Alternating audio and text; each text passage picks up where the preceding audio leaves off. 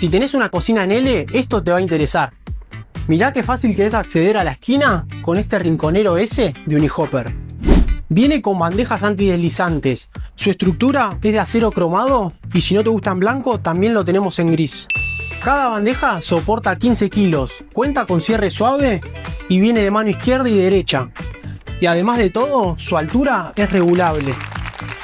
Para poder instalarlo vas a necesitar que tu módulo tenga como mínimo 87 centímetros, 53 de profundidad y para que pueda ser extraíble necesitas que la puerta tenga 45. ¿Lo sumarías a tu proyecto? Déjame la palabra bandeja y te vamos a estar brindando toda la información.